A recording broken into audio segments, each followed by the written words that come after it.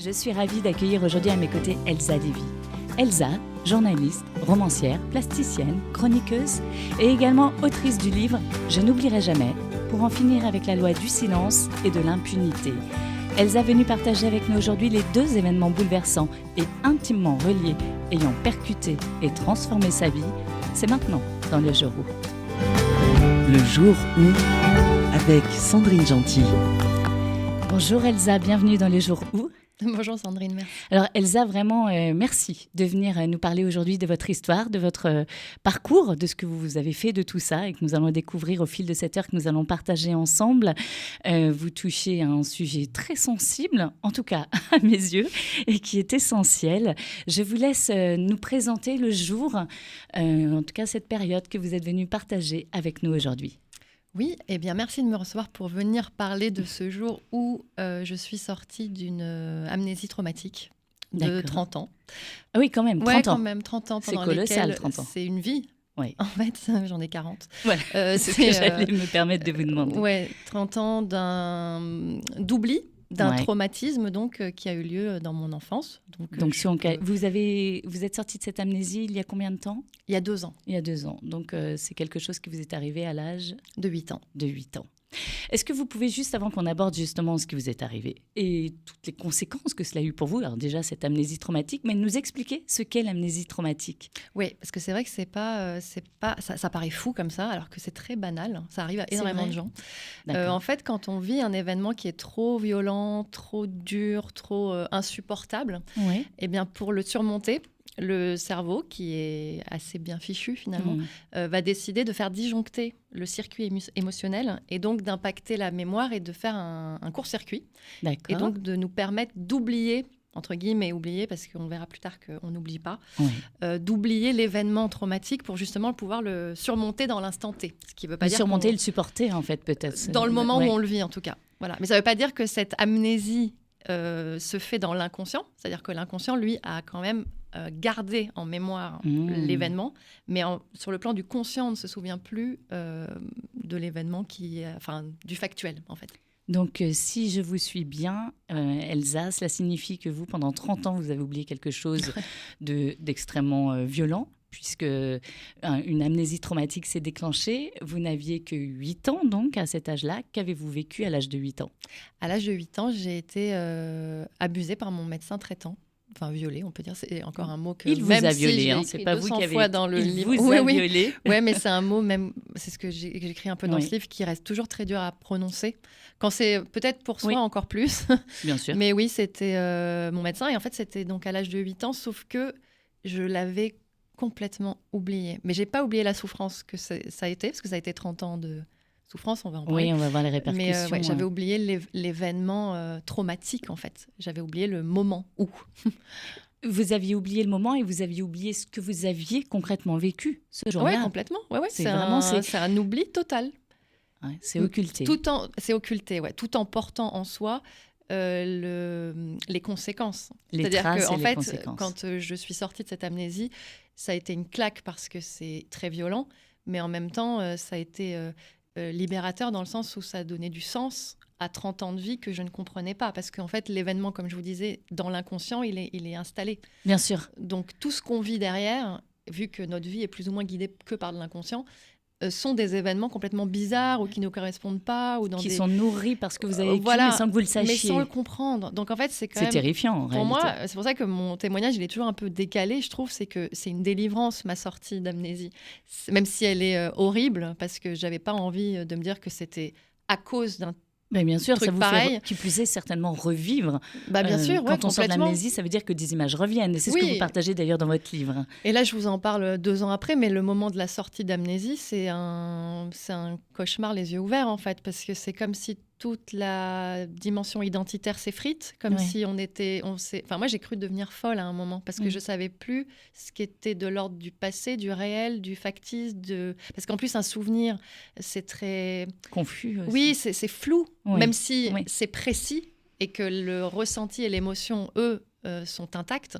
Le souvenir, en termes d'image, le visuel, il est... Et plus on va dedans, plus j'ai essayé de le décortiquer, de l'autopsier, plus il est flou, plus il est complexe, plus on ne comprend pas, plus il est dur à accepter en fait. Bien sûr. Voilà. On va voir justement aussi à quel moment de votre vie, pourquoi 30 ans après, soudain, finalement, cette amnésie vole en éclats. Mais dans ce qu'on déjà vous nous partagez, c'est finalement un nouveau traumatisme encore. C'est la révélation. Ouais. Donc en fait, il y a une action mauvaise d'une personne extrêmement grave est déjà un premier traumatisme occulté par votre cerveau à 8 ans pour vous protéger. Le deuxième traumatisme, c'est de cette amnésie qui est créée. Et finalement, le troisième, c'est de vous rendre compte, après coup, de revivre c'est ça. Ce que vous avez vécu. Mais c'est pour ça qu'il y a, ayant lu énormément de choses quand ça m'est arrivé pour comprendre, parce que je ne savais vraiment pas vers qui me tourner. Parce que quand ça vous est arrivé, la révélation de il y a 2 ans. Oui. J'ai lu beaucoup de choses qui racontent quand même qu'il y a énormément de gens qui ne s'en remettent pas. Et qui vont même aller jusqu'au suicide, tellement... c'est trop violent. Parce que c'est trop violent, même si le cerveau, lui, estime que c'est bon. Vous êtes normalement apte à recevoir l'information, donc il vous l'envoie. D'accord. Parce que c'est comme ça que ça se passe, en fait, sur le... Oui, et c'est toujours autour de 40 ans, bizarrement. C'est quelque chose qu'on retrouve dans souvent, les histoires des personnes. Dans les abus sexuels sur mineurs, en tout cas, pour les victimes, c'est autour de 40-45 ans. Apparemment, il y a des études là-dessus, que le souvenir revient. Donc après, il y a des personnes comme pour moi, où c'est libérateur, même si ça a été de la souffrance... énorme, mais vous avez pu l'affronter, c'est pour ça que c'est en tout cas, voilà, libérateur. Je trouve que mon cerveau, lui, a bien fonctionné en pensant que j'allais m'en remettre. Effectivement, je crois que c'est le cas, mais j'ai vu aussi à un moment que j'ai senti que je pouvais ne pas m'en remettre. Il y a un moment où j'ai eu peur de devenir, comme je vous disais, folle et de ne pas réussir à trouver le levier pour sortir de quelque chose qui... Enfin, vraiment, là, je vous parle, je me revois dans mon appartement quand ça m'arrivait, en plus en plein hiver, enfin vraiment... je ne dis pas que c'est mieux en plein été, mais parce que là, j'ai l'image et je me revois en plein mois de décembre, seule chez moi, avec toutes ces informations et ne sachant pas quoi en faire et être dans l'obligation. En fait, on n'a pas le choix, il faut accepter. Ou sinon, voilà, ça peut être une dégringolade de la santé mentale, je pense. Bien sûr. Et on peut tomber... j'ai songé aux urgences psychiatriques à un moment parce que je savais vraiment pas... C'est un bon réflexe. Ouais, sauf qu'en fait, je me suis dit, je crois que si je passe la porte, moi, en fait, il y a un truc dans ma tête, ça va être ma ligne rouge. Il ne faut pas que je franchisse ce cap parce que... là, ça va c'est plus moi, là. Moi, Elsa Lévy, je ne vais pas aux urgences psychiatriques. Je vais m'en remettre juste avant. C'est d'avoir cette connaissance de vous-même, même instinctivement, c'est ce qui vous permet aussi de garder le contrôle à ce moment-là. Vous restez maîtresse de vos choix. Ouais, et puis il y a aussi un truc, je pense, alors c'est encore de l'inconscient, mais comme c'est un médecin avec qui ça m'est arrivé, et finalement, pendant toutes ces années, moi, la confiance dans le monde médical, elle n'a jamais été dingue. C'est-à-dire que j'ai eu quand même quelques expériences un peu troublantes qui auraient dû m'amener à me rappeler que mais c'est la rétrospective qui fait que la vie est assez bien fichue, vraiment. Mais en tout cas, oui, il y avait aussi cette dimension où moi, je suis jamais très à l'aise avec les médecins, sans savoir pourquoi. Maintenant, je sais. Donc, quand il m'arrive ça, c'est vrai que mon premier réflexe, c'est pas de me dire, je crois, c'était pas formulé aussi clairement, mais tiens, je vais aller voir des médecins. Il y a un truc en moi où je me suis dit, là, j'ai vraiment personne. Enfin, c'est-à-dire que même le monde médical, je suis seule. Je suis seule avec un truc plus gros que l'univers et je sais pas quoi en faire, et parce que là on en parle, mais au moment où ça m'arrive, j'en parlais pas. Tout se passe dans ma tête, donc c'est quand même un silence étourdissant à devoir surmonter quelque chose. Même mes amis les plus proches, je n'ai pas pu appeler. Enfin, ça se passe pas comme ça, quoi. On va voir tout ça avec vous, Elsa, parce qu'effectivement, on va revenir sur ce viol que vous avez subi à l'âge de 8 ans, les répercussions que ça a eu lieu pour vous pendant ces 30 ans d'amnésie et comment depuis, vous travaillez chaque jour à transformer, à faire évoluer votre vie avec maintenant cette connaissance que vous avez de ce qui vous est arrivé et de ce que vous en faites. Vous avez 8 ans, alors ce jour-là, aujourd'hui, vous en êtes rappelé donc 30 ans plus tard. Vous nous avez parlé de c'est l'hiver, Qu'est-ce qui, à un moment donné, conduit à ce que cette amnésie vole en éclats? Est-ce qu'il y a eu des prémices? Vous avez, juste avant, vous veniez de faire une chronique, parce que vous êtes également chroniqueuse radio, journaliste, sur... Ça m'a, dans votre livre, ça m'a touchée sur cet art japonais ancestral. Kintsugi. Exactement, où on ne cache pas les blessures, on les répare avec de la poudre d'or. Même, Exactement. C'est la chronique la plus difficile que vous ayez à faire ce jour-là, alors que c'est quelque chose que vous aviez choisi et que... Mais c'est marrant parce que vous parlez de blessures concrètement et dans l'enchaînement des heures, vous allez arriver à avoir votre amnésie vous-même qui vole en éclats. Oui, en fait, dans le livre, j'essaie d'être chronologique par rapport à... Moi, j'ai fait un travail sur ma mémoire, comme vous l'avez vu, parce que j'avais perdu mes affaires pour X raisons. Il faut lire le livre pour tout comprendre, on ne va pas y passer... Je vais pas lire mon livre. Non, je vais essayer de résumer. Vous l'avez déjà écrit parce que vous l'avez vécu. Et du coup, en fait, j'étais quand même dans un moment de ma vie où j'avais un rapport à ma mémoire très efficace, parce que ça reste un outil, la mémoire. Oui. Et quand on la stimule, il y a des moments dans la vie où on a plus ou moins de mémoire. Moi, j'ai remarqué ça à mon jeune âge. C'est vrai. Et là, je l'ai tellement stimulé, donc pendant 1 an, à vouloir retrouver des affaires et des histoires, etc., que j'en ai fait un outil complètement dingue, qui m'a fascinée d'ailleurs. Et il y a un moment où je pense que je l'ai tellement stimulé que l'accès à mes souvenirs, quels qu'ils soient, était très rapide, très troublant d'ailleurs. Immédiat. Et il y a un jour où je pense que cette mémoire, à force de la creuser, j'étais dans un jour vraiment difficile, comme plein d'autres, mais il y a des jours plus durs que d'autres, où j'étais comme ça, assommée par des angoisses. Je rentre de ce fameux aller-retour à Deauville sans savoir quoi faire. Enfin, c'est vraiment... Que vous faites après votre chronique. Oui, parce qu'il y a des moments, et c'est vraiment ça que je n'ai plus depuis que je suis sortie de mon amnésie, où on est vraiment enfermé dans... On sait plus quoi faire de son corps, je sais plus où aller, je sais plus où je vis, je sais plus qui je suis, je veux juste partir. Mais le mouvement du corps dans la matière ne permet pas de s'enfuir. Donc en fait, c'est s'enfuir avec soi-même en permanence. Donc je suis dans un moment comme ça, de vraiment crise existentielle, comme j'en avais souvent, parce que je reconnais que ça s'est vraiment calmé. Et donc, en rentrant de cette journée vraiment dure sur le plan psychique, psychologique, physique, émotionnel, il y a un moment où quand je vais me coucher, je vais pour éteindre la lumière et il y a une odeur qui apparaît dans ma bouche, donc une haleine en fait, qui n'est pas mon haleine. Et c'est ça qui est troublant, c'est que c'est pas une odeur que j'ai sentie, parce que souvent les déclics sensoriels amènent à sortir d'une amnésie. Mais là, c'est pas une odeur qui m'est venue de quelqu'un ou quoi, c'est-à-dire que c'est l'haleine de ce médecin qui est venue dans ma propre bouche. Ce que vous ne savez pas à ce moment-là. Non, ce que je ne sais pas. Mais quand je sens l'odeur dans ma bouche, donc c'est une odeur que mon corps produit, ce qui est complètement fou. Donc j'ai dans ma bouche l'haleine d'un autre, et cette haleine-là, cette odeur-là, je la connais parce que depuis toujours, et je ne savais pas pourquoi, mais depuis toujours, quand je sentais cette odeur, j'ai l'impression d'être... Enfin, c'est de la 3e dimension, ce que je raconte, du paranormal presque. Mais c'est vraiment... C'est du réel, absolument. J'ai toujours eu... parce qu'il y a plein de gens qui ont des haleines similaires. Oui. Voilà, on a des transpirations similaires. Bien sûr. Il y a des grandes catégories comme ça d'odeurs. Et du coup, cette odeur-là, quand je l'ai sentie en moi, mon réflexe a été mais c'est une haleine de médecin, comme toutes ces fois dans ma vie, où quand je sentais cette haleine chez quelqu'un, je me disais mais pas... dans un truc dramatique, juste, tiens, c'est étonnant. Cette haleine, il a une haleine de médecin, comme si je posais une étiquette sur une odeur. Pour moi, c'était voilà. Et j'ai eu cette odeur plein de fois dans ma vie, enfin pas tous les jours, mais tous n'étaient pas médecins. Et voilà, et je suis pas allée plus loin. Non, mais aucun n'était médecin. C'est juste que dans ma tête, parce que c'est vraiment un réflexe d'enfant en plus de dire mais ça c'est une haleine de médecin, ou ça c'est comme une Madeleine de Proust, mais celle qu'on veut pas avoir en fait. Tout à fait. Et donc là, je me suis retrouvée avec cette odeur-là. Donc mon réflexe immédiat, c'est tiens, c'est une haleine de médecin, comme à chaque fois. Sauf que là, c'est dans ma bouche, je suis toute seule chez moi. Il est 2h du matin et c'est une odeur qui n'est pas la mienne.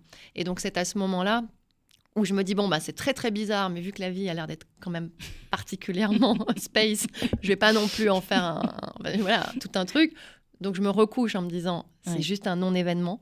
Sauf que dans le quart d'heure qui suit, au moment de vouloir m'endormir, en fait, là, j'ai toutes les images. Cette fois, j'ai le visuel. C'est des flashs qui arrivent. Et donc, le médecin, cette haleine de médecin m'a ramené à des flashs qui sont un cabinet médical, et qui vont être une blouse, du carrelage. Et en fait, petit à petit, je reconstruis avec des flashs très courts. C'est-à-dire que c'est vraiment ce que j'essaie de raconter, c'est qu'on n'a pas un film devant soi avec des dialogues. Non, ce serait beaucoup trop simple. C'est vraiment très bref. Mais on a en fait... Le conscient derrière, l'information, elle est tellement à l'intérieur de nous qu'on n'a pas besoin de plus d'indices que ça. C'est comme vous, quand vous vous rappelez d'un événement, il suffit que vous voyez, je sais pas, un truc, et là vous avez tout le souvenir, mais sans avoir à le voir. Enfin, c'est vraiment le souvenir, c'est quelque chose de très abstrait finalement. Donc visuellement, c'est abstrait, et c'est bref, et c'est fragmenté. Mais par contre, le peu que je vois, c'est hyper percutant. Et en l'espace de 20 minutes, je sais tout ce qui m'est arrivé. C'est percutant, c'est hyper violent. C'est ce qui vous met sur la voie pour aller vérifier, parce que vous cherchez des preuves, résultat derrière. C'est aussi, vous l'écrivez, c'est en même temps dans cette violence. Mes dents semblent coller avec du ciment, mon cœur bat dans ma tête, dans mon ventre, dans mes oreilles, je ne respire plus, je fixe le vide. C'est d'une violence sidérale qu'on ne peut pas imaginer, évidemment, tant qu'on ne vit pas. Mais ces 20 minutes, vous décidez de les traverser et d'aller au-delà. C'est-à-dire que vous auriez pu aussi réagir d'une toute autre manière, mais là, vous décidez de vous confronter à ça. C'est peut-être en ça que votre cerveau, effectivement, était prêt à vous libérer, entre guillemets, de cette prison. Vous allez chercher, suite à ces flashs que vous avez eus, votre carnet de santé. Vous allez le parcourir. Vous l'écrivez, votre cœur a l'air fracassé. Et pourtant, vous y allez. Vous consultez votre carnet, vous espérez y trouver une preuve, vous parcourez les pages de cette relique à la vitesse d'un éclair. Là, je cite des extraits de votre livre. Et voilà, vous scannez les noms des différents médecins. Et puis, il y a un nom d'un pédiatre qui apparaît. Et un nom, vous le dites, un nom m'a sauté aux yeux, un nom m'a perforé l'âme, un nom m'a propulsé dans les abîmes de l'univers. Un nom qui, d'un coup, m'éclatait la rétine et faisait tout exploser dans ma tête. C'était lui. Ce nom, c'était une évidence. Le docteur L, mon médecin généraliste. Son nom remplissait les lignes du carnet sur 3 années. Vous décrivez le compte-rendu de la dernière consultation. Vous allez chercher votre passeport pour faire consulter les dates. Vraiment, vous menez votre propre enquête pour vous-même, pour comprendre ce qui vous est arrivé. Vous l'écrivez. Ça s'était passé juste avant mon départ pour l'Argentine. Je venais de remporter le titre de championne du Haut-Rhin de GRS. C'était en Alsace, en juin 1991. Sur la courbe du carnet de santé, je mesurais 1,31 m et pesais 22 kilos. J'avais 8 ans. Moi, quand j'ai lu, j'ai pleuré. Ouais, mais là, de vous entendre le lire, j'ai les larmes aux yeux parce que c'est des choses que j'ai écrites dans le silence. Et quand tout d'un coup, ça perfore le mur du son, là, et que je vous entends, j'imagine... Pas mon histoire, là, j'imagine tous ces enfants qui vivent ça, en fait. Et c'est ça qui me met de l'émotion, là précisément maintenant. C'est de me dire, mais voilà. Ouais, mais c'est pour ça aussi que vous avez écrit ce livre. C'est bien justement sûr, pour tous les enfants qui sont amenés à malheureusement rencontrer de telles personnes susceptibles de leur faire vivre ça aussi. Ouais, voilà. Et donc, je ne sais plus quelle était la question. Pardon, je suis partie dans mon... Il n'y avait pas de question, on est d'accord. Est-ce que vous vous souvenez comment, au moment où vous-même... ça y est, vous avez réuni tous les éléments, finalement. Vous avez eu ces flashs, vous avez eu déjà cette odeur à l'origine, cette précipitation, finalement, de la révélation qui va faire voler en éclats. Est-ce que vous vous rappelez ce moment-là où, d'un seul coup, tout est en tension et ça y est, là, vous savez? Oui, parce que c'est un moment dont je me rappellerai à vie. Enfin, je me rappelle mieux de ce moment même que de mes 8 ans, finalement, parce qu'il est tellement frais, parce que mon vrai trauma... Enfin, dans ma vie aujourd'hui, c'est celui-là. Et je me rappelle juste être dans un moment où, quand vous dites « je vais chercher mon carnet de santé », etc., c'est de l'ordre de la survie. Oui. C'est-à-dire que c'est court. Enfin, je dis 20 minutes, 30 minutes. Je ne sais pas combien de temps a duré, mais sur l'échelle d'une vie, c'est très, très court. Et donc, pendant ce temps-là, je sais juste que je suis en combat dans mon instant présent, avec mon passé, avec des démons, avec de l'abstrait, avec quelque chose... que je sais, j'ai vraiment pas le logiciel, je sais pas du tout ce que je dois faire. Je veux juste, là je suis comme dans un truc, comme un warrior, je veux juste être sûre d'avoir bien compris, tout faire concorder et vraiment pas me tromper en fait, parce que j'avais déjà peur d'un faux souvenir ou d'un truc complètement, je sais pas moi, absurde qui viendrait me hanter pour je ne sais quelle raison. Non, là, je me suis dit, OK, là, c'est très concret, en fait. Il faut que je comprenne. Et donc, j'ai pu tout relier. Et la façon dont tout s'est mis en place dans ce moment-là, ce que j'essaie de raconter un peu, c'est que c'était vraiment qu'il fallait que ça se fasse là, comme ça. C'était pour moi assez magique, finalement, avec le recul, de voir comment tout s'est orchestré presque dans une mise en scène de mon inconscient qui avait positionné le carnet de santé là, que j'avais vu pas longtemps avant, auquel j'ai pensé, qui avait mis le passeport. Enfin, tout était complètement dingue. Et ouais, du coup, c'était un moment de survie. Mais vraiment, je suis allée puiser je sais pas quel endroit de ressources pour pas pour sauver votre peau. Parce qu'en fait mon agresseur, il était là, quoi. Je devais échapper à nouveau à l'agression. Je sais pas comment, si c'est clair. Oui, bien sûr. Voilà. Donc c'était un truc de la sortie d'amnésie vous fait revivre l'agression. Donc vous êtes face au monstre d'un seul coup. Le monstre dont on a peur quand on est enfant. Et ben il a été réellement là dans votre vie et il a eu un impact considérable sur votre vie. Et justement, 30 ans plus tard, quand cette amnésie vole en éclats, grâce à finalement ce que vous entreprenez pour réussir à la faire voler en éclats, est-ce que d'un seul coup, ça devient immédiat pour vous qu'avant ce jour, il y avait une petite Elsa de 8 ans et qu'après ce jour, il y a eu une autre petite Elsa de 8 ans? Est-ce que là, vous vous dites, mais ne serait-ce que dans les jours qui ont suivi, j'étais plus la même en fait. Ouais, voilà. Alors ça prend, oui, effectivement, c'est pas dans la seconde, le soir même, mais dans les jours qui suivent, les semaines qui suivent, parce que c'est quand même des semaines et des mois à marcher sur un fil. Mais assez rapidement, dans le mois qui suit, en tout cas, il y a eu plein de moments où tout d'un coup, j'ai contacté l'enfant que j'étais avant, et ça, c'est assez fou aussi parce que c'était hyper clair pour moi. Qui j'étais avant ce rendez-vous. C'est vrai.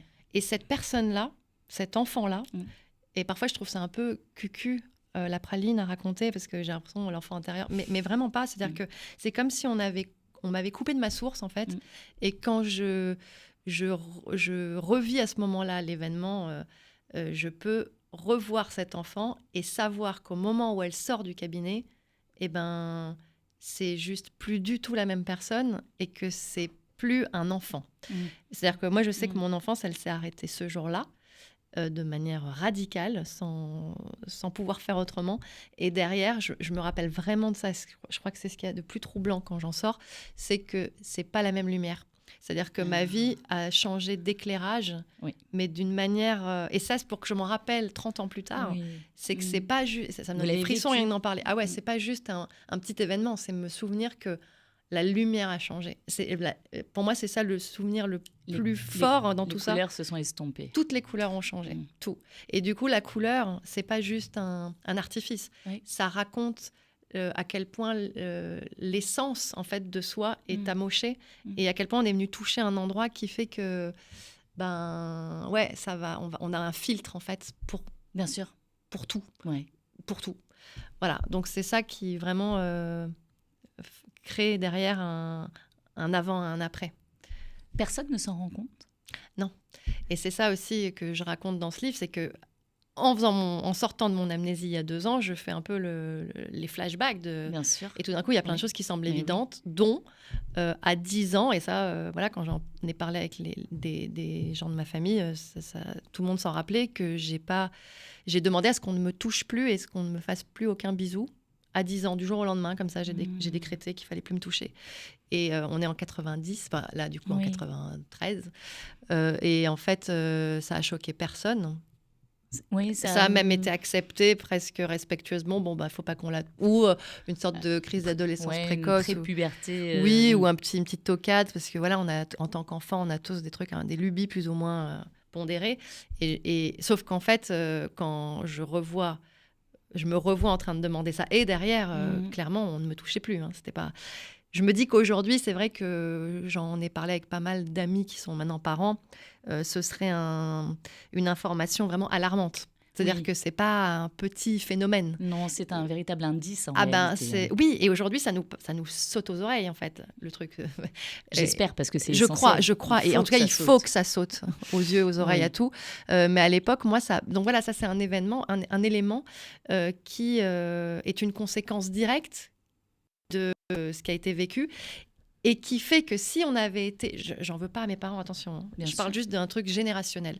Si dans une société plus évoluée, on était alerte à ce genre de choses, peut-être que... Enfin, après, moi, je peux refaire le film 1000 fois, ça servira à rien. Avec des si, on refait ce qu'on veut. Mais quand même, je suis convaincue que si les choses étaient un tout petit peu plus simples pour en parler, peut-être que mon amnésie n'aurait pas duré 30 ans, mais 2 ans ou 3 ans. Parce qu'en fait, il n'y a pas besoin d'être dans une amnésie qui dure. Il y a des gens qui ne sortent jamais de leur amnésie. ils vont mourir en ne sachant jamais ce qu'ils ont vécu. Sans jamais savoir, tellement c'est quelque chose qui est enfoui, mais de trop profond. Et du coup, la manière de sortir de ça, c'est aussi de libérer cette parole. Et si quand je dis à mes parents qu'il ne faut plus me toucher, plus me faire de bisous, et que ce n'est pas un truc qui va durer une semaine, ils ne m'ont plus jamais touché. Hein. Donc, on est quand même sur quelque chose de radical. De radical, et on ne retourne pas en arrière. Peut-être que dans une société comme aujourd'hui, j'ai envie d'y croire, quand on nous dit ça, tout de suite, le parent réagit. Et derrière, on va aider un enfant à sortir de son trauma le plus tôt possible. Déjà, ne pas le laisser seul. Voilà. Et à l'accompagner sur ce chemin.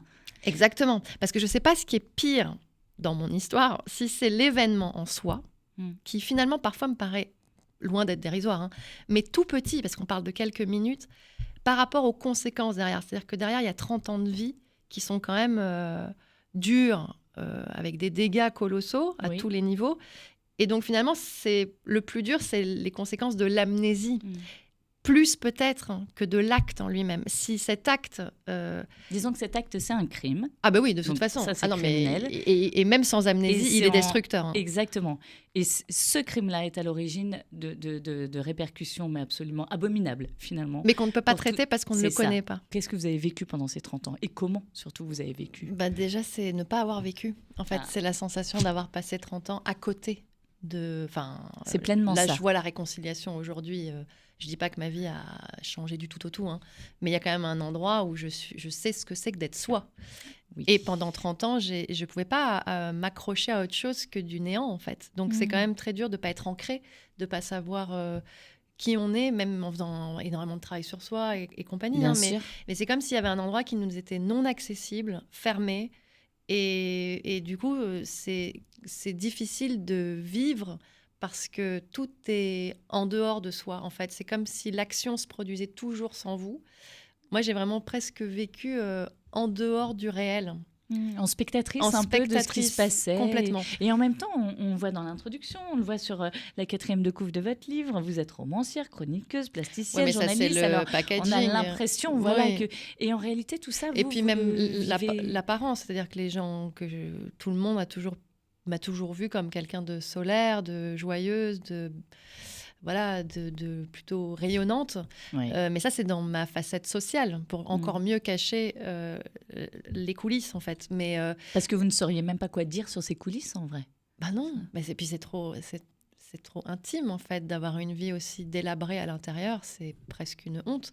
Donc là, vous citez comment on résume mais ma vraie vie, et c'est ce que je raconte dans le livre, c'est de la précarité. C'est-à-dire c'est-à-dire à tous les niveaux en plus. C'est-à-dire professionnellement, je me suis retrouvée dans des situations... le RSA, moi, c'est pas mon quotidien, mais c'est fréquent que je sois... de longues périodes au RSA avant d'avoir un emploi. Tous les emplois que je trouve sont toujours très précaires, se finissent très vite. Je cherche du boulot depuis que je suis en âge d'en avoir, hein, parce que j'ai jamais connu un boulot pérenne, en fait. Donc il y a ça. Alors le plan est là et le travail est là. C'est gentil, j'espère. En tout cas, le travail est là, c'est sûr, parce que même mes amis, je prends jamais de vacances, je prends pas de week-end, je travaille tout le temps. Et ça non plus, ça n'alerte personne, par exemple, la situation dans laquelle vous vous retrouvez à chaque fois. Non, mais en fait, c'est parce que ça c'est très drôle. Pour beaucoup, finalement, c'était associé à cette vie un peu artistique que je menais. Donc, jusqu'où mon destin est celui d'une artiste banale qui connaît les rouages du métier et galère et la précarité, c'est le lot de tous les auteurs, en fait. Donc, ça va avec, en fait. Mais aujourd'hui, que l'info a été donnée à mon entourage, c'est bizarre parce que ça choque tout le monde, mais ça n'étonne personne. Donc, en fait, tout le monde s'est dit « Ah, mais en fait, c'était évident. » C'est-à-dire que pour tout le monde, ma façon de vivre... j'ai quand même que des amis qui ne m'ont vu que célibataire depuis oui, ça, toujours. C'est aussi des répercussions. Et c'est pas comme si personne l'engagement. n'avait eu envie. En fait, c'est pas le fait de ne pas avoir de relation. C'est quoi ? C'est l'engagement ? Non, c'est le fait de ne pas avoir de relation. C'est-à-dire que je fais que des rencontres foireuses. Rien ne dure. Je tombe sur des gens... moi aussi, on a tous nos failles. Hein. Mais je suis tombée sur des profils où vraiment tout sauf des gens fréquentables ou avec qui s'engager. Après, il y a des gens super là-dedans. Mais... faut juste pas en faire des petits amis, quoi. Faut que ça reste des potes. Voilà, sinon ça va pas. Donc c'est que des rencontres. Mais même moi, en fait, c'est ce que je disais à une amie avant même de sortir de cette amnésie, je me disais, mais je comprends pas les gens que je rencontre, quoi. C'est-à-dire que je rencontre que des mecs complètement fous, mais vraiment des profils. Et je devais attirer ça tout simplement parce que j'étais à cet endroit d'impossibilité, en fait, d'avoir une relation. Donc, et que vous ne saviez pas qui vous étiez complètement. C'est ça. Et que la porte de l'amour était complètement fermée, celle des hommes, n'en parlons pas, et que du coup, avoir une relation sérieuse, c'était même pas envisageable. En fait, c'est même pas possible, la relation à l'autre, la confiance en l'autre, la confiance en soi. En fait, c'est voilà. J'avais fait ce parallèle l'autre fois que je trouve parle assez bien. C'est que vous avez peut-être déjà vécu un cambriolage dans une maison ou un appartement. Oui. Et quand on revient dans les lieux, tout est très différent. On n'a pas confiance, on regarde tout, on a l'impression que tout a été touché. C'est très juste, c'est une image très parlante. N'est-ce pas ? Oui. Et en fait, il faut se dire qu'un viol, surtout quand on est enfant et qu'on est en construction, je pense que c'est encore plus destructeur, même si tout viol est abominable. Eh bien, c'est comme si on venait cambrioler votre corps et du coup, votre âme même, comment ce serait possible derrière d'être à l'aise avec le véhicule qu'on habite. Avec vous-même. Avec vous-même, avec ce que vous valez, avec ce que vous êtes, avec votre âme. C'est vrai que cette image est extrêmement parlante parce qu'on peut avoir, par exemple, envie de déménager après un cambriolage parce qu'on ne supporte plus. Voilà. C'est ce qui vos mots me font me dire. Et je me dis comment on ne peut pas déménager de soi-même. Non. Puis alors, quand on est enfant et qu'on ne comprend même pas ce qui s'est passé, c'est absolument terrifiant. C'est impossible. Et c'est pour ça que tout à l'heure, quand on parlait de toujours vouloir s'enfuir ou partir, ne plus savoir comment vivre à l'intérieur de soi, ne plus savoir quoi faire de soi, ne plus savoir dans quelle position se mettre sur Terre pour être un peu serein, c'est exactement ça. Et c'est pour ça que je trouve que la métaphore parle, parce que je pense qu'on ne se rend pas compte de ce que c'est que de ne pas être à l'aise à ce point-là avec soi-même. Mais alors, Elsa, par rapport à... Vous nous avez décrit, je vais revenir sur ce moment, cette année-là, celle de vos 8 ans. Vous nous avez dit, après, à 10 ans, votre réflexe, 2 ans après, de dire non, maintenant, on ne me touche plus, on ne m'embrasse plus. Mais alors, quand vous repensez à cet enfant que vous étiez avant de rentrer dans ce cabinet médical et dans cette salle, qu'est-ce qu'il y a quand même d'autres choses qui auraient pu... alors, pas forcément vos parents, des fois, plus on est proche, plus c'est difficile de voir, mais je ne sais pas, dans l'entourage, de voir que quelque chose en vous avait changé, c'était peut-être un peu cassé ou éteint, parce que c'est vrai que là, dans ce qu'on décrit, c'est tellement violent par rapport à un appartement, une maison, de revenir après un cambriolage, que vous, comment vous avez pu composer avec vous-même ? Alors, c'est cette amnésie, bien sûr, qui vous a évité d'avoir Mais en fait, c'est de... justement ça le problème, c'est que comme on ne sait pas d'où l'origine du mal, comme on ne la situe pas, on ne peut pas la localiser. Du coup, moi, en fait, mon mal-être, qui n'était pas une dépression, c'est-à-dire que je n'étais pas dans un état soudain dépressif, c'est juste un mal-être, mais qui va au-delà de l'entendement. C'est plus quelque chose que je ne voulais pas montrer, parce que je n'avais pas de raison de ne pas être bien. J'ai plutôt une enfance... j'ai été gâtée, je suis d'un milieu plutôt favorisé, je vivais à l'étranger, j'ai toujours eu plein d'amis autour de moi, j'ai jamais été exclue de quoi que ce soit par l'extérieur, je veux dire. Je me suis auto-exclue de tout le temps, et même avec des amis autour, j'étais jamais bien, et c'était... J'en avais rien à faire, en fait. Mais j'étais ailleurs. Mais par contre, mon image, mon apparence, je l'ai toujours sauvée parce que j'ai toujours cru que j'avais que ça, en fait. Donc, le masque social... Vous êtes construite là-dessus. Je suis construite sur un masque. Tellement... j'étais. J'ai envie de parler au passé parce que parce que vraiment, je vois tellement la souffrance que ça a été. Donc, en fait, même si les gens pouvaient... Enfin, mes proches, notamment ma famille... pouvait bien voir qu'il y a des trucs qui n'allaient pas, parce que même aujourd'hui, on a compris que ça explique quand même pas mal de choses, un peu des réactions bizarres. D'accord. Des réactions, des façons, des comportements, des attitudes, des choses, de l'excès, pas de demi-mesure. Il y a plein de choses, en fait, qui sont... où on se dit juste, cet enfant, il est un peu... il y a des petites sautes d'humeur. Je sais pas, il y a des éléments comme ça qu'on peut détecter. Mais moi, tout mon travail, c'était d'être le clown de la maison, d'être toujours de bonne humeur, de faire en sorte que les gens rigolent. Donc, j'étais pas dans autre chose. On ne pouvait pas imaginer quand vous, la lumière s'était éteinte. Non, et je voulais pas qu'on se l'imagine, en fait. Et pourtant... oui, parce que vous ne pouviez pas l'expliquer. Ben non. Et pour moi, c'était presque, comme je vous dis... une honte sociale. Donc je me disais, mais si je montre qui je suis vraiment, c'est-à-dire un trou noir, anxieux et malheureux, personne va me fréquenter, quoi. Donc, même auprès de ma famille... la peur de créer un autre vide, en fait. Ouais, et d'être rejetée en étant quelqu'un de pas fréquentable parce que trop glauque. Mais parce que je pense que, même quand j'ai commencé à écrire, et j'ai écrit depuis longtemps, ou à peindre, à chaque fois, mes proches, c'était « Ah, quand même, ce que tu écris, c'est noir. Ah, tu peins quand même des trucs un peu noirs. » Oui, il y a un moment, faut s'alerter, quoi. Je peins que des gens en train de pleurer. J'écris que des textes que tout le monde... Vous venez peut-être m'aider au lieu de me juger sur... Mais du coup, même moi, après, c'est pour ça que c'est ce que j'essaie de raconter dans le livre, c'est que c'était devenu identitaire. Et j'ai fini par aller bien là-dedans, en me disant, je suis quelqu'un de noir. Votre identité. Voilà, oui. Et votre personnalité. Exactement. Depuis 2 ans, qu'est-ce que vous faites de tout ça ? Comment vous avancez maintenant que vous avez cette connaissance-là ? Déjà, j'ai écrit ce livre donc parce que je pense que j'ai surtout pris conscience que j'avais réussi à mettre des mots sur des choses qui ne peuvent pas en avoir. Oui. Donc ça a été la première chose. Et c'est pour ça que j'ai voulu le partager, parce que j'aurais pu, franchement, à un moment, juste l'écrire et le mettre dans un fichier et me dire... C'est vrai. Voilà, moi, c'est déposé, ça aurait été votre travail pour vous. Voilà, c'est mon travail thérapeutique. Mais en fait, après, j'ai voulu quand même lui donner une dimension plus publique, parce que, voilà, ce qui m'a aidée, c'est de poser des mots, déjà. Ça paraît vraiment presque bête à dire, parce que c'est tellement simple à faire, finalement.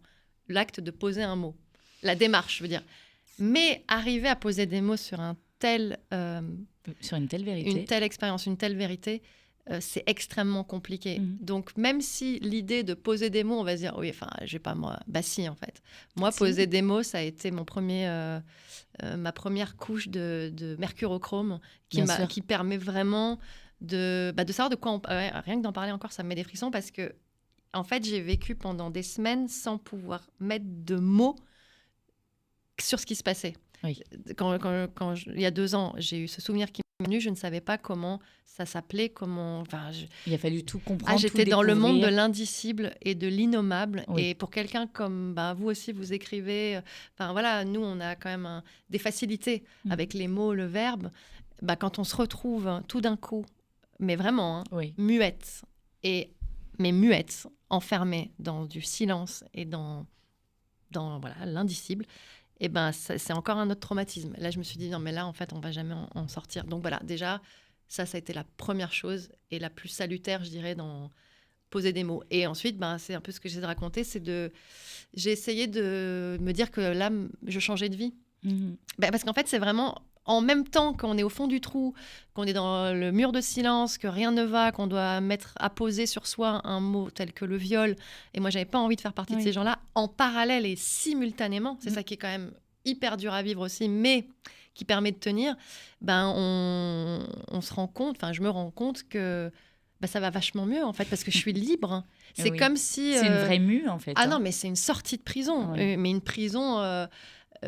émotionnelle et psychique tellement épaisse, quoi, des murs de prison, des barreaux tellement épais, tellement indestructibles, que tout d'un coup, ils ont tous volé en éclats quand même. Juste avec cette information, j'ai fait péter tous les barreaux de ma prison. Et c'est ça qui est compliqué, c'est que l'ambivalence, le drame et la réjouissance. Et le drame, et en fait, c'était vivre dans ce paradoxe-là, qui a été dur, mais ça me permettait de voir une lumière au bout du tunnel et de me raccrocher donc au côté délivrant le plus possible, à l'instant, aux choses positives. Est-ce que vous, Elsa, ce livre a contribué à vous aider dans votre chemin à vous d'évolution ? Je ne sais pas si on peut en guérir, je ne dis pas chemin de guérison, mais c'est dans votre chemin de vie, tout simplement, dans cette nouvelle vie que vous voulez vous offrir à vous-même déjà, en sachant que votre livre, lui, les mots, ça a un double effet, un double impact. Il y a pour soi quand on les écrit, mais il y a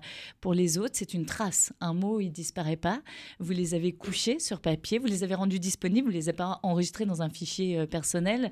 Est-ce que ça vous permet aussi de vous dire, j'ai contribué autant que je pouvais à libérer aussi une parole, parce que ça reste un sujet extrêmement tabou sur les enfants, le viol, tout ce qui peut avoir, l'inceste, tout ce qui peut avoir lieu.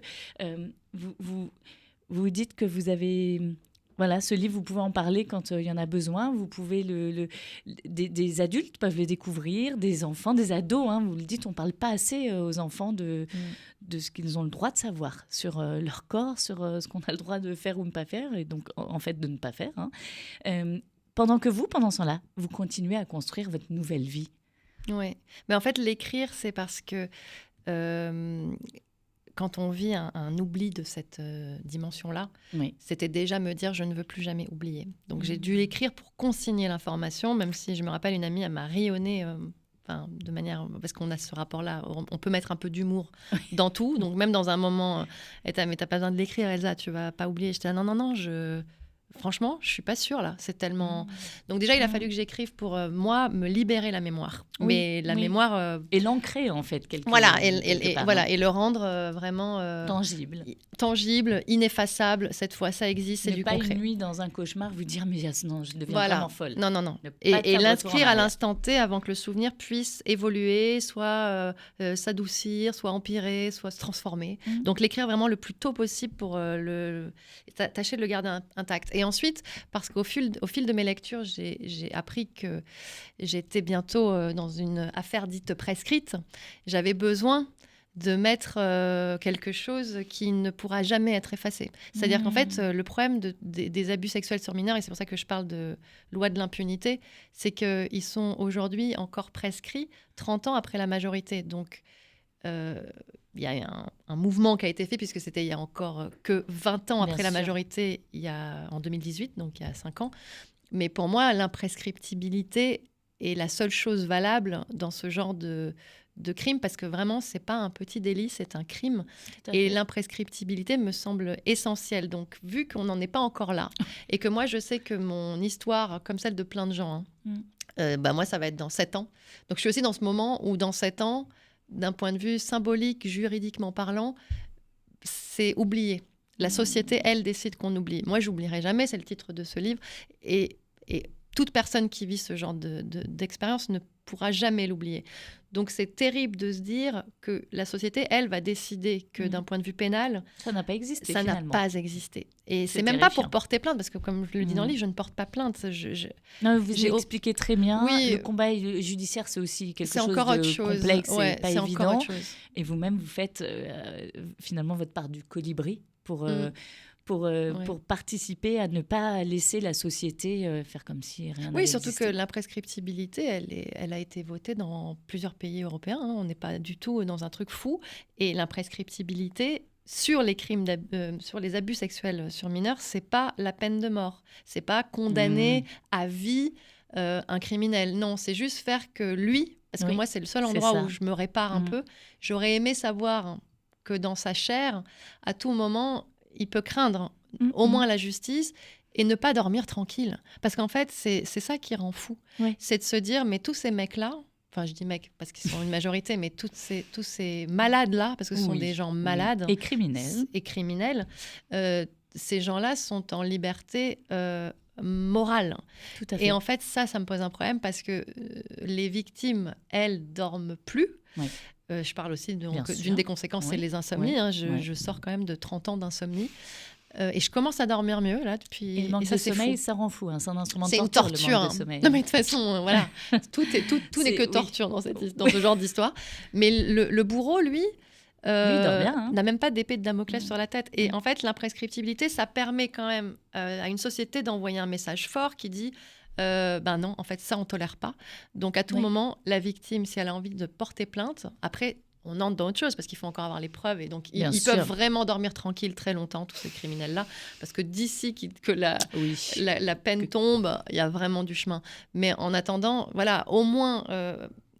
l'écrire permet que toutes ces lois qui ne sont pas encore à la hauteur, mais pour tout le monde, je parle pas que de mon livre, de l'écrire, ça permet de se dire, moi, c'est consigné, en fait. Mon histoire, elle existe parce que je l'ai écrite, elle est imprimée, c'est du papier, c'est ma vérité. Et qu'après, une société veuille ou pas la reconnaître, c'est même plus, en fait, mon endroit de réparation, il se joue même plus là. Voilà. Parce que c'est pas de votre responsabilité. Exactement. Là. Moi, je suis au clair. Que vous aviez, et je pense que tout le monde peut se mettre au clair quand même. Elsa, avant que je sois obligée de rendre l'antenne dans 2 minutes, même si... Ah ouais, déjà. Oui, je vais vous... oui. Je comprends mieux ce que vous me disiez en off tout à l'heure. C'est vrai que ça passe très vite. Ça passe très vite, on aurait plein de choses était bien, encore. Là. Très, très bien. C'était ma thérapie du jour. J'ai 2 questions. Oui. La première, c'est quel message vous souhaitez partager avec les auditeurs et les auditrices de Vivre FM ? Y en a plein, mais alors si je dois en trouver un, c'est ce que j'essaie de dire à la fin, c'est que ce sujet ne doit pas être un sujet qui répugne en fait, qui pousse au déni et qui nous demande de tourner la tête, parce que je trouve que voilà, c'est pas la bonne attitude. Au contraire, c'est se dire que c'est banal, que malheureusement, aujourd'hui, parce qu'on tourne la tête, ça arrive tout le temps à tout plein d'enfants de toutes les strates possibles de la société. Il n'y a pas des cas privilégiés plus que d'autres. C'est partout. Voilà, donc c'est partout. Et vu que la société, pour l'instant en tout cas, ne répond pas dans l'éducation, à l'école ou d'un point de vue pénal aux problèmes, ni dans les campagnes de communication. Par contre, ce qui est réjouissant, c'est de se dire qu'individuellement, on peut tous accomplir la tâche du colibri, comme vous disiez, c'est-à-dire tous les enfants qu'on a autour de nous, c'est pas forcément les nôtres, ça peut être des neveux, des cousins, des les copains copines de nos enfants. Oui, il faut se sentir à l'aise avec ça, en fait, de pouvoir avoir de temps en temps garder un œil et leur dire à eux qui ils sont, ce qu'est cette enveloppe qu'ils ont autour d'eux, leur expliquer ce qu'est un sexe, tout simplement, et que personne n'y touche. Voilà, mais c'est aussi simple que ça, de déjà faire que l'enfant, lui, ait cette conscience-là. C'est vrai. Ça ne va pas empêcher les criminels d'agir, mais c'est ce que je dis dans le livre, c'est comme quand on veut protéger une maison, on met des sécurités, on met des caméras, on met des alarmes. Et là, si on voulait protéger les enfants, on ne va pas empêcher les pédocriminels de vivre et d'être malades. On va pas soigner tous ces tarés-là. En revanche, eux, on peut leur mettre des petites alarmes, leur mettre des systèmes de sécurité. Leur rendre les choses plus difficiles déjà. Voilà, et faire éduquant. Et en disant à l'enfant que s'il se passe quelque chose, il peut en parler, déjà le sortir lui du tabou, parce qu'en fait nous, en tant qu'adultes, on les enferme dans un tabou qui fait que derrière, voilà. Donc ça, c'est mon grand message, c'est voilà, eux ne seront pas gênés. La gêne, elle vient des adultes. Les enfants n'ont aucune gêne à parler de leur corps. Elsa, ma toute dernière question pour la dernière minute, qu'est-ce qu'on peut vous souhaiter, nous, pour vous? Oh là là, que ça continue comme ça, vraiment. Et de faire des émissions, des rencontres comme... voilà. Franchement, des moments de partage, et me souhaiter surtout que quelque chose bouge vraiment sur le plan de la société. Ça me permettra de dormir bien. Moi, je vous dis un grand merci à Elsa, vous. D'être venue partager votre histoire. Alors, je rappelle le titre de votre livre, « Je n'oublierai jamais, pour en finir avec la loi du silence et de l'impunité », Elsa Lévy. Elsa, c'était extrêmement, extrêmement précieux de pouvoir entendre vos mots, votre courage d'avoir livré votre histoire et de venir la raconter pendant que vous continuez à faire votre chemin. C'est essentiel et je vous souhaite le plus beau chemin possible à venir. Merci Sandrine, merci à vous vraiment de me recevoir et de pouvoir permettre à ce sujet d'être évoqué. Merci beaucoup. C'est essentiel.